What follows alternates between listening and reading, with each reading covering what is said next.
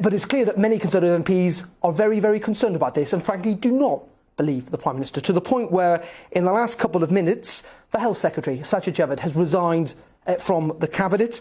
He said, "It's been an enormous privilege to serve in this role, but I regret that I can no longer continue in good conscience." This is an extraordinary move in many ways. It is the second Cabinet resignation we've seen in a matter of weeks. Of course, Oliver Dowden, the former party chairman, resigned just after those by-elections. He's issued a letter on Twitter. I must say it's happened in the last minute or so. I've not had a chance to read it in detail, but I think it's pretty clear that he has resigned because he no longer has confidence in the Prime Minister. And in many regards, this is the worst case scenario now for Boris Johnson.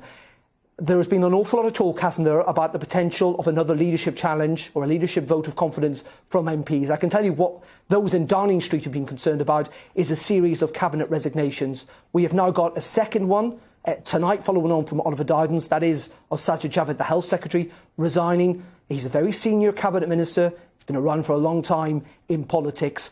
There will be concerns now in Downing Street that this may be the first of many, and if that is the case, it could then become or get to a point very quickly where the Prime Minister's position could be untenable. The Prime Minister has always insisted he will never resign, that you'll have to essentially drag him out of Downing Street. But I think if it gets to a point where we've got senior Cabinet Ministers resigning, like we do tonight, that position potentially, almost certainly actually, will not hold. So the Prime Minister is in a very, very difficult situation.